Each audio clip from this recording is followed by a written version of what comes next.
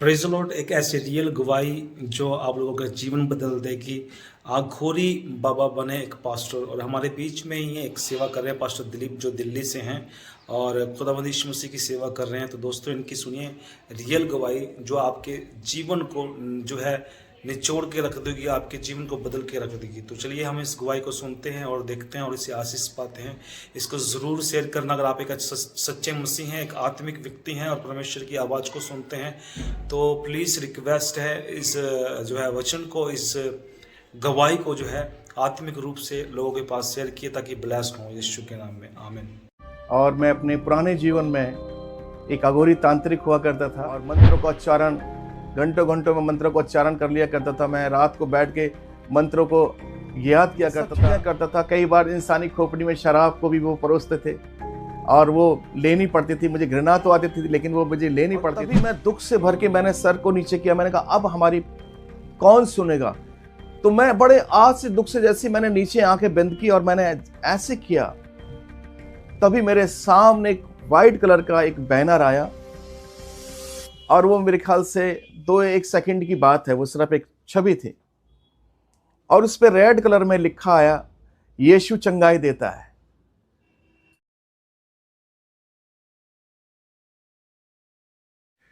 Praise the Lord. जय मसीह की सभी भाई बहनों को मैं प्रभु यीशु मसीह के नाम से मसीह वंदना देता हूं। मेरा नाम पास्टर दिलीप मसीह है और मैं अपने पुराने जीवन में एक अघोरी तांत्रिक हुआ करता था और उसी के विषय में मैं आपको अपनी टेस्टमनी, अपनी गवाही के द्वारा बताना चाहता हूं। और मेरी गवाही है कि मैं एक छोटे से परिवार से हूं। मेरे फादर साहब आर्मी में थे, वहाँ से रिटायर होने के बाद वो दिल्ली में आए और दिल्ली में उन्होंने एम्स में जॉब किया और वहाँ से भी वो रिटायर हुए। और मैं, क्योंकि उनकी इच्छा थी कि मैं एक फोर्स में जाऊँ, तो मेरी बचपन से तैयारी थी। मैं 8th क्लास में पढ़ता था तो मैंने नेहरू स्टेडियम ज्वाइन किया बॉक्सिंग सीखने के लिए। और मेरे पिताजी खुद एक अच्छे रेसलर थे, उनकी इच्छा थी कि मैं एक फोर्स में जाऊं और देश की सेवा कर पाऊं। लेकिन कुछ समय के पश्चात मुझे कुछ ऐसी बीमारी, कुछ ऐसा रोग ने पकड़ा कि वो बीमारी काफ़ी दिखाने पर भी उसका ट्रीटमेंट नहीं हो पा रहा था और मेरी हालत दिन पर दिन ख़राब होती जा रही थी। तब मेरे माताजी को, पिताजी को, क्योंकि वो बहुत सीधे थे, ग्रामीण क्षेत्र से आए हुए थे और उनको इतनी ज़्यादा जानकारी नहीं थी। किसी ने कहा कि आप लोग ओझा को दिखाओ, तांत्रिकों को दिखाओ। बहुतों को दिखाया पर कोई फ़ायदा न हुआ। अंत में एक अघोरी बाबा थे, तांत्रिक बाबा थे, उन्होंने कहा कि ये बच्चा एक तरह से ठीक हो सकता है कि आप इसको मेरे हवाले कर दें तो ये बच जाएगा और ये एक सिद्ध हो जाएगा और ये खुद भी एक अच्छा तांत्रिक हो जाएगा। मेरे माता पिता की इच्छा थी कि हमारा बच्चा बच जाए, ये बहुत बड़ी बात है क्योंकि ज़िंदा रहना ज़रूरी है। और उन्होंने, मेरे माता पिता ने मेरे हाथ पकड़ के उनके बाबा जी के हाथ में दे दिया और फिर मैं उनके साथ शिक्षा लेने लगा। वो मुझे शमशान में ले जाते थे और शमशान में ले जाके शनिवार को रात को तांत्रिक अनुष्ठान किया करते थे। और मैं, क्योंकि मैं इतना उम्र दराज नहीं था, बच्चा ही था, ज़्यादा बड़ा नहीं था, तो मेरे मन में बड़ा डर भी आता था। कई बार मेरे को ये भी लगता था कि मैं ये क्या कर रहा हूँ, ये सब चीज़ें क्या हैं। क्योंकि धार्मिक प्रवृत्ति तो थी, ईश्वर की खोज तो थी कहीं ना कहीं, लेकिन मुझे ये नहीं मालूम था कि मैं जो ये कर रहा हूँ क्या ये सही कर रहा हूँ या गलत कर रहा हूँ। लेकिन ऐसे समय बीतता गया और काफ़ी सालों तक मैं उनके साथ रहा और मैं एक अच्छा बड़ा तांत्रिक बन गया और उनके साथ मैंने काफ़ी वेद मंत्र को सीखा और मंत्रों का उच्चारण घंटों घंटों में मंत्रों का उच्चारण कर लिया करता था। मैं रात को बैठ के मंत्रों को याद किया करता था और सुबह उसको मैं अपने हालेलुया रूटीन में ले आया करता था। सुबह 4 बजे 5 बजे गंगा में, जमुना में मैं डुबकी लगाने वाला एक इंसान था। चाहे कितनी भी ठंड पड़ रही है लेकिन मैं जाता था वहाँ, क्योंकि मुझे कहीं ना कहीं ऐसा महसूस होता था कि मैं शायद ईश्वर की भक्ति कर रहा हूँ। ये एक आत्मिक विषय है, लेकिन सचमुच ऐसा मुझे कभी शांति मुझे इस चीज़ में मिली नहीं। और एक दिन ऐसा आया कि काफ़ी समय के बाद मैं अपने पिताजी के साथ एक रूम में बैठ के बात कर रहा था, तो हमारे घर में काफ़ी सारे एक फोटोग्राफ्स थे, कैलेंडर्स थे। उनमें मैंने देखा हमारे सभी देवी देवताओं के हाथ में बड़े बड़े हथियार हैं। और मैंने अपने पिताजी से कहा कि पिताजी हमारे जितने भी देवी देवता भगवान है, सबके हाथों में एक एक वेपन है, हथियार है। क्या कोई ऐसा ईश्वर है जिसके हाथ में कोई हथियार नहीं है? तो वो थोड़ी देर उन्होंने सर्च किया, थोड़ा सोचा, सोच विचार के बाद उन्होंने कहा कि हाँ, ये बात तो सही है। कुछ सोचने के बाद उन्होंने कहा यीशु मसीह के हाथ में हथियार नहीं है। वो मेरे पिताजी से लास्ट टाइम बात थी, क्योंकि मैं अपने पिताजी से बहुत क्लोज था, तो मैं हर बात उनसे किया करता था। अंदर मेरे बड़ा द्वंद चल रहा था, क्योंकि मैं सुबह सुबह बड़ी कठिन साधना करना, बाबा के साथ रहना, तांत्रिक क्रियाएं करना, ये सब चीज़ें करता था। कई बार इंसानी खोपड़ी में शराब को भी वो परोसते थे और वो लेनी पड़ती थी। मुझे घृणा तो आती थी, लेकिन वो मुझे लेनी पड़ती थी। और इस तरह से ज़िंदगी जा रही थी, लेकिन मन ऐसा छटपटाहट थी, मन में एक जगह खाली थी। कोई मन का एक जगह खाली है, मैं समझ नहीं पा रहा हूँ कि मैं कर क्या रहा हूँ और मैं क्यों कर रहा हूँ। और इस तरह से ज़िंदगी बढ़ रही थी आगे। जब मैंने लास्ट टाइम अपने पिताजी से ये बातें की, तो मेरे मन में एक बात आई कि अगर ईश्वर को तो ताकत की आवश्यकता नहीं है, किसी हथियार की आवश्यकता नहीं है, वो खाली अगर हाथ भी कर देंगे तो काम हो जाएगा। कारण क्या है कि इनके हाथ में हथियार क्यों? तो ये मेरे मन को बड़ा बेचैन करने वाली एक बात थी। कुछ समय के पश्चात मैंने काफ़ी ग्रंथों का अध्ययन किया। मैं उन बातों को लाना नहीं चाहता, लेकिन मेरे मन में कन्फ्यूजन पैदा हुई ग्रंथों के द्वारा, क्योंकि हर ग्रंथ अपने आप को श्रेष्ठ बता रहा है कि मैं ही श्रेष्ठ हूँ। तो मैं बड़ा कंफ्यूज हो गया। अब मेरे मन में बड़ी बेचैनी बढ़ गई बहुत ज़्यादा। और मैं रात को जब छत पे सोता था तो मैं कई बार देखता था तारों को, आकाश को। मैं बोलता था, प्रभु एक एक दिन बीता जा रहा है, तू मुझे कब मिलेगा? मैं जो ये कर रहा हूँ इसमें मुझे संतुष्टि नहीं है। मेरे मन के अंदर ये क्यों बेचैनी है? क्या बेचैनी? प्रभु मैं तुझे जानना चाहता हूँ, मैं तुझे देखना चाहता हूँ, तू कैसा है, कैसा है तू प्रभु?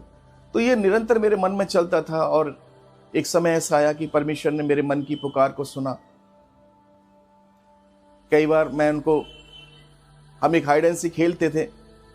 कई बार हम लोग छुप जाते हैं, और छुपने के बाद मुझे वो खेल याद है कि अब बेटा और पिता हाइड एंड सीक खेल रहे हैं। पिता छुप गया और बेटा पिता को ढूंढ रहा है, पापा नहीं मिल रहे हैं। तो पापा को तरस आया, पापा खुद प्रकट हो गया, बेटा मैं यहाँ पर हूँ। ऐसे मैं भी अपने पिता को कहीं जंगल में, कहीं जमुना में, कहीं नदियों में, कहीं मंदिरों में ढूंढ रहा था। लेकिन एक दिन ऐसा है कि मेरा पिता मेरे सामने प्रकट हुआ। और हुआ क्या कि काफ़ी समय के बाद मेरी तीसरी बेटी महिमा का जन्म हुआ। और उस दिन, उसके जन्म के दूसरे तीसरे दिन, कुछ लोग, शिष्य लोग मेरे से मिलने के लिए आए। और वो बोले कि आपको हमें तीर्थ कराना है, आपको जाना पड़ेगा। मैंने बोला मेरे घर में मेरी बेटी का जन्म हुआ है, अभी मैं नहीं जा सकता। लेकिन उन्होंने मुझे बड़ा फोर्स किया कि नहीं, आपको जाना ही पड़ेगा, क्योंकि आप हमारे गुरु हैं और आपने हमें इस रास्ते दिखाया है। तो इस तरह से मैंने उनकी बात को मान करके मैं उनके साथ चला। तो वो एक वैन थी, मारुति वैन थी, और वो 6-7 लोग थे। उन्होंने मैं आगे की सीट पे बैठा, तो आगे बैठने पर एक बुज़ुर्ग थे। उन्होंने कहा कि आप पीछे बैठ जाइए, मैं आते वक्त पीछे बैठ जाऊंगा। सो मैंने उनकी बात मान के पीछे बैठ गया, क्योंकि थोड़ा सा मुझे हमेशा खिड़की की तरफ बैठने का शौक रहा है, आगे बैठने का शौक रहा है। क्योंकि लोग जब मुझे कहीं लेके जाया करते तो मैं हमेशा आगे बैठ के जाता था, और मैं काफ़ी यंग था। सो मैं उनके साथ जा रहा था। वहाँ जाने के बाद हमने पूजा पाठ की। वापसी में जब हम वापस आ रहे हैं, तो मथुरा के रोड से हम वापस आ रहे थे। मथुरा पर बरसाना चौक पर गाड़ी लगभग 70-80 की स्पीड में होगी। अचानक से वहाँ एक ट्रैक्टर निकल के आ गया, और ट्रैक्टर जैसे ही निकल के आया, वो एकदम से गाड़ी से टकरा गया, और एक गाड़ी में बड़ा धमाका हुआ, और धमाके में पूरी गाड़ी डैमेज हो गई। जो ड्राइवर था वो भी गाड़ी के अंदर आ गया पूरा। सभी लोग लहूलुहान हो गए। लेकिन मेरे बचने का कारण ये था कि मैं सीट के आगे नहीं बैठा, क्योंकि वो अंकल जी ने कहा पीछे बैठ जाइए। तो पीछे बैठने से मैं सेफ हो गया। लेकिन फिर भी मुझे लगा कि इतना बड़ा एक्सीडेंट हुआ है। मैंने अपनी पूरी बॉडी को चेक किया, तो मेरे शरीर में कहीं पे भी चोट का, खरोंच का भी कोई निशान नहीं था। बाकी सभी लोग बहुत बुरी तरह घायल थे। वहाँ एम्बुलेंस आई, और गांव के लोगों ने उस गाड़ी को तोड़ तोड़ करके, जो सरिये होते हैं, सब्बल होती है, उससे तोड़ तोड़ के गाड़ी को निकाला लोगों को, और एम्बुलेंस से हॉस्पिटल पहुंचाया। ये हाईवे के ऊपर हुआ सब कुछ। लेकिन जब वो निकले तो मैंने देखा कि जिस अंकल जी ने मुझे रिक्वेस्ट की कि आप आगे बैठ जाइए, आगे की जगह पीछे बैठ जाइए, वो पूरे ब्लड से नहाए हुए हैं। और उन्होंने मेरे कंधे पे हाथ रख के मुझे बोला गुरुजी, ये जो पूजा है ना, मंजूर नहीं हुई है, ये देवता नाराज हो गया है। मेरे मन में बड़ा खेद हो गया, बहुत दुख हुआ, और सच्चाई बता रहा हूं। मेरे मन में यह खेद हुआ कि ये कौन सा देवता, कैसा देवता है जिसके लिए हम इतने दूर जा रहे हैं और इतनी श्रद्धा लेके जा रहे हैं, इतनी भक्ति कर रहे हैं, उसके बावजूद भी क्या ये हमारी जान लेने के लिए है? और इस आदमी की कैसी अंधश्रद्धा है कि अपने लहू को, अपने खून को नहीं देख रहा, पूरा खून में सना हुआ है, पूरा चोटिल है, उसके बावजूद भी उसे देवता याद आ रहा है, उसे अपनी जान बचाने की याद नहीं आ रही है। मेरा मन दुख से भर गया और मैंने तभी आसमान की तरफ मुंह करा और मैंने ऐसे करके बोला कि तू कौन है? अगर तू है तो मेरे सामने प्रकट हो और मुझे बता कि मैं हूं, वरना मैं ये समझूंगा कि हम एक अंधी दुनिया में जी रहे हैं, कोई ईश्वर नाम की चीज नहीं है, सब पाखंड है। क्योंकि मेरे मन में दुख था कि मैंने अपना पूरा बचपन, अपना एजुकेशन का समय सब इस व्यर्थ की पूजा पाठ में, इस व्यर्थ की साधना में लगाया और उसका हासिल मुझे कुछ नहीं हुआ। और आज मैं देख रहा हूं कि मेरी आंखों के सामने, मैं इस आदमी के सामने निरुत्तर हूं। मेरे मन में बड़ा एक दुख आया और मैंने बोला, अगर तू है तो मुझे बता तू कौन है, वरना मैं सोचूंगा हम एक अंधी दुनिया में जी रहे हैं और जैसे और लोग जी रहे हैं हम भी ऐसे जी लेंगे, जैसे और लोग खा रहे हैं, पी रहे हैं, ऐश कर रहे हैं, हम भी ऐसे जी लेंगे। और हम इस बात के बाद मैं जब अपने घर आया तो मेरी बेटी का छठी का एक प्रोग्राम होता है हमारे हिंदू ट्रेडिशनल में। मेरी माँ ने कहा, बेटा आज बेटी की छठवां दिन है, आज पूजा पाठ करनी है। मैंने बोला मैं कुछ नहीं करूंगा और मैं जाके चुपचाप पर बैठ गया। मेरी माँ बोली कि ऐसा तो कभी हुआ नहीं, क्या बात हो गई? मैंने बोला, माँ आज के बाद मैं कोई पूजा पाठ नहीं करूंगा। मेरा मन एकदम विरक्त हो गया, मेरा मन दुख से भर गया। मुझे ऐसे लगा जैसे मैं किसी हवा को पकड़ रहा हूं, लेकिन अभी तक वो मेरे सामने आया नहीं है कोई, और मैं टूट गया बिल्कुल से। ईश्वर है या नहीं, दो बातें मेरे मन में चल रही हैं कि मैंने अपना पूरा बचपन, अपनी पूरी जवानी को मैंने यहाँ पे मैंने वेस्ट कर दिया, यहाँ पे मैंने वेस्ट किया और मुझे अभी तक मिला ही नहीं है।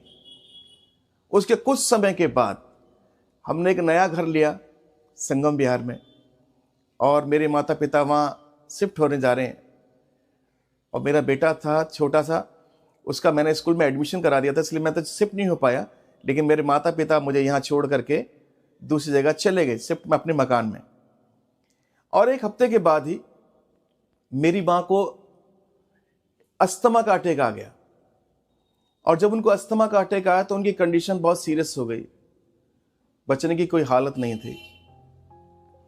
मेरे पिताजी को भी प्रोस्टेट की प्रॉब्लम थी, काफ़ी बुजुर्ग थे, और मेरी मम्मी पापा का आपस में बहुत ज़्यादा मेल मिला, बहुत प्रेम था, एक दूसरे के बगैर रहते नहीं थे वो लोग। खाना साथ में, पीना साथ में, सब कुछ साथ में।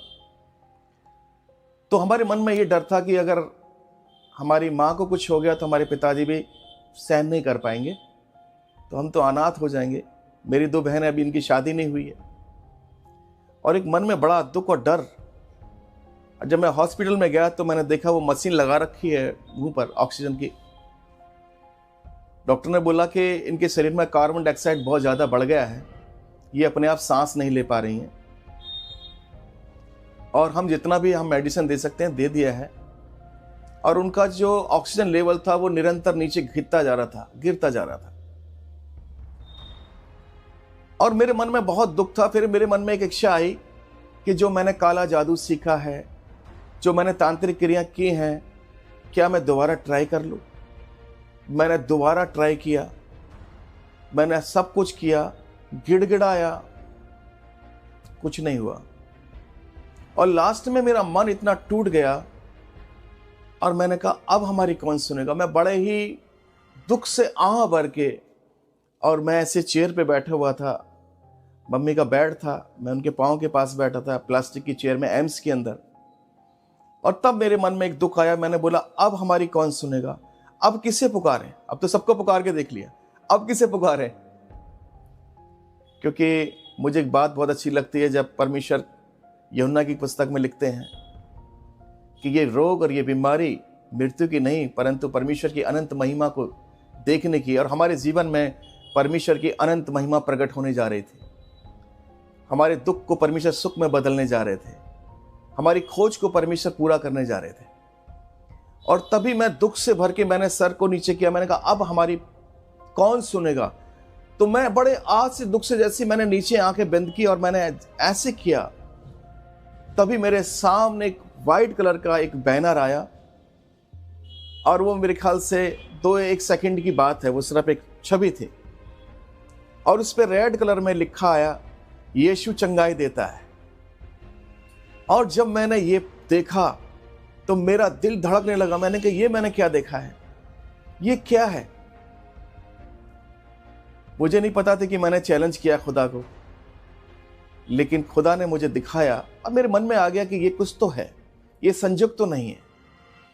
तो मैंने मुझे पास्टर के बारे में कुछ पता नहीं था, पास्टर क्या होता है, ये सब चीजें क्या है मुझे मालूम नहीं, क्योंकि मैं तो एक विरोधी व्यक्ति था। मुझे तो केवल एक धर्म दिखाई देता था, मैं लोगों की हंसी उड़ाने वाला व्यक्ति था, क्योंकि मुझे बड़ा घमंड था। मैंने धर्म शास्त्रों का अध्ययन किया है, मैंने इस शास्त्र का अध्ययन किया, उस शास्त्र का अध्ययन किया है।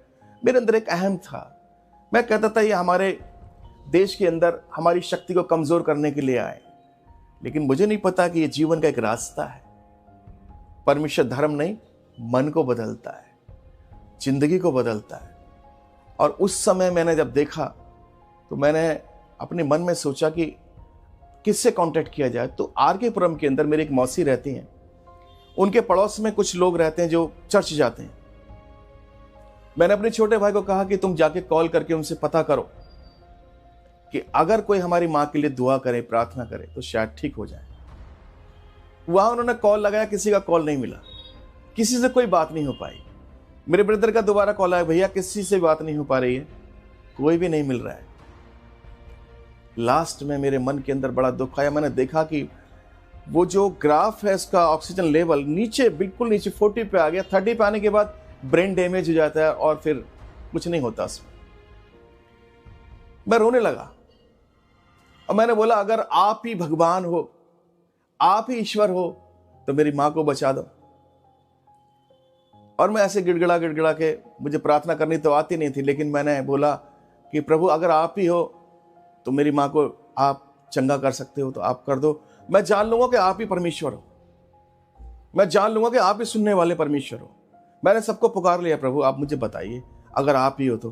क्योंकि ये जो मैंने देखा है ये संजोग नहीं है, ये कोई कहानी नहीं है, ये कोई ऐसा कोई रिफ्लेक्शन नहीं है किसी चीज का कि मेरे सामने आगे कोई लाइट और ऐसी। ये मेरी आंखों देखी गवाही है, ये मेरी जिंदगी की पर्सनल एक्सपीरियंस है। मैं कभी बदलने वाला इंसान नहीं था, लेकिन जैसे ही मैंने आंखें बंद करके दुआ करना स्टार्ट किया, लास्ट कॉर्नर में वो बैठता है मेरी मम्मी का, और 2 बहनों की वहां एंट्री होती है। एक का नाम था प्रसन्ना, एक का नाम था मैरी कुट्टी।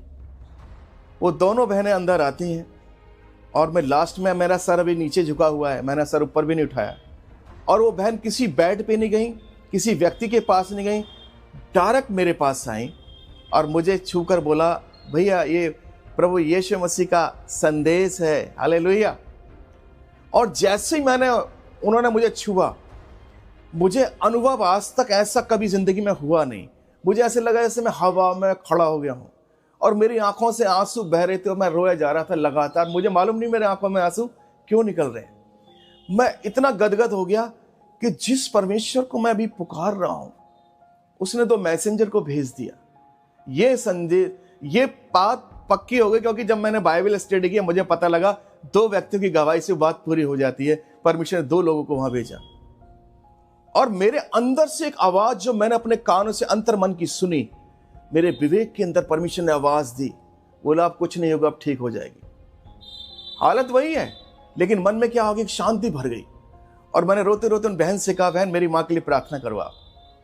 उन्होंने टूटी फूटी हिंदी में प्रार्थना की। वो दोनों बहनें मलयाली थी और उन्होंने फिर मुझे कहा कि ये पास्टर सीबी फिलिप है, मालवीय नगर के अंदर उनका चर्च था, आप इनसे कॉल करिए और इनसे दुआ कराइए। मैं हॉस्पिटल के कॉरिडोर में खड़ा होकर मैंने नंबर मिलाया और उनसे बात की। उन्होंने तुरंत नंबर उठाया, फोन उठाया और मैंने अपनी माँ की सिचुएशन बताई और मैंने बताया मैं एक बाबा व्यक्ति हूँ, अघोरी व्यक्ति, तांत्रिक व्यक्ति, पाप से भरा हुआ व्यक्ति, और जीवन में बहुत अनुभव मैंने किया है, मैं बहुत ढूंढ रहा हूँ, मैं जान लूंगा कि यही खुदा अगर मेरी माँ बच गई तो। ये कसौटी है उसको ढूंढने की। उन्होंने मुझे बोला आपकी माँ 2 दिन में खड़े हो जाएंगी, और वो मेरे फोन पर प्रार्थना कर रहे हैं, और प्रार्थना जब वो कर रहे थे तो वो फूट फूट के रो रहे हैं। मेरे मन में यह आया मेरी माँ है, ये व्यक्ति क्यों रो रहा है? ऐसा कैसा प्रेम है ये तो कुछ अलग है, ये तो मैंने कहीं देखा नहीं है, ये मेरा दुख इसके अंदर कैसे आ गया? और वो रो रहे हैं फूट फूट के, और मैं भी रो रहा हूं उनके फोन को सुन के। और जब उनकी प्रार्थना खत्म हुई और आमीन हुआ तो मुझे ऐसे लगा कि यीशु मसीह ने बोल दिया सब कुछ ठीक हो गया। मैं बड़े आंसू पहुंच के खुशी खुशी अंदर गया, देखा मेरी माँ अभी भी मशीन में ही है, और मैं सामने बैठ गया। थोड़ी देर तक मैं बैठा देखता रहा। उसके बाद मैंने क्या देखा कि ऑक्सीजन लेवल अचानक बढ़ा, 40 से वो 50 हो गया, थोड़ी देर के बाद फिर 60 हो गया। लगभग 1 घंटे के अंदर अंदर 100% ऑक्सीजन हो गया। और उसके बाद मेरी माँ मशीन को ऐसे करने लगी, खोले होश आ गया। मैं भाग के डॉक्टर के पास गया, मैंने डॉक्टर साहब आप देखिए जाके फटाफट से। वो डॉक्टर हैरान हो गया, मुझे पता है, अरे ये तो ठीक हो गया माता जी तो ठीक हो गया। उन्होंने फटाफट से उनका ऑक्सीजन चेक किया, बीपी चेक किया, सब कुछ चेक किया। थोड़ी देर पहले मेरी माता जी का पूरा बदन सूजा हुआ था, देखा कोई सूजन नहीं, बिल्कुल नॉर्मल। और जैसे वो मशीन को हटाया, ऑक्सीजन को, और जैसे मशीन जो लगाते हैं वो हटाया उसको, मैंने अपनी माँ के कान में एक बार जाके गई, माँ तुम्हें प्रभु यीशु मसीह ने बचाया है। मेरी माँ का एक शब्द था, अच्छा भैया? मैंने कहा हाँ। मेरी माँ मेरे को बड़े गौर से देख रही, कह रही मेरे बाबा जी आदमी यीशु मसीह का नाम कैसे ले रहा है, कुछ तो है। पर मेरी माँ ने स्वीकार किया। मैंने कहा माँ अब हमें सच्चा परमेश्वर मिल गया। मैंने कहा अब तुम्हें कुछ नहीं होगा, क्योंकि उससे पहले तो मेरी छोटी वाली बहन मुझे ना दिखा के आंसू बहाने के लिए बाथरूम में जाके रो के आती थी, मैं उसे छुप के रो रहा था। हम दोनों बहन भाई ऐसे रो रहे थे, बारी बारी जा जाके बाथरूम में रोते थे जाके। और परमेश्वर ने ऐसा आश्चर्य कर्म किया, आसपास में जो लोग बहुत हट्टे कट्टे थे, चंगे लगते थे कि वो ठीक हो जाएंगे, वो मर गए, वो चले गए दुनिया छोड़ के। मेरी माँ जाने वाली, वो खड़े हो गए बिस्तर में से। मैं घर गया, जा करके मैंने अपनी जितनी भी मूर्तियां थी वो सब निकाली। मैंने बोला अब आपकी ज़रूरत नहीं है, मैंने बहुत दिन आपकी सेवा कर ली, अब आप जाइए। और मैंने जमुना में जाके उनको सबको फेंक दिया। मुझे एक सच्चा ईश्वर मिल गया। बाइबल कहती है आसमान के नीचे, ज़मीन के ऊपर, मनुष्य के बीच में एक ही नाम है, वो है यीशु नाम। वही हमारा उद्धारकर्ता प्रभु है। तो मेरे जीवन में इतना बड़ा ये मिरेकल मैंने अपनी आंखों से देखा, मैं इसे कभी भूल नहीं सकता, मैं इसे कभी पलट नहीं सकता। मैंने कभी सोचा नहीं था कि मैं एक परमेश्वर का सेवक हो जाऊंगा, क्योंकि मालूम नहीं था एक पाप से भरी हुई, गंदगी से भरी हुई जिंदगी, उसमें जीना बड़ा मुश्किल था। पता नहीं आज मैं होता भी ना होता, आज मैं आपके सामने गवाही दे पाता ना दे पाता, मालूम नहीं था। लेकिन खुदा ने हालेलुया वचन में कहा है कि मैंने तेरी माँ के गर्भ से तुझे चुन लिया है। उसका एक समय है। हमारा खुदा बहुत सच्चा है। और भाई बहनों में एक चीज़ और बताना चाहता हूँ, 3.5 साल के बाद मेरी माँ ने बपतिस्म लिया, परमेश्वर की धार्मिकता को पूरा किया। मेरे पिताजी ने 80 साल की उम्र में बपतिस्मा लिया, परमेश्वर की धार्मिकता को पूरा किया। और एक दिन मेरी माँ अच्छी खासी थी, उनकी अचानक थोड़ी तबीयत खराब हुई और बोली कि बेटा, मेरी बहन को बुलाया, मेरी बहन की शादी नहीं हुई थी। उसको बोला बेटा तुम चिंता नहीं करना, तुम्हारे भाई कभी तुम्हें धोखा नहीं देगा।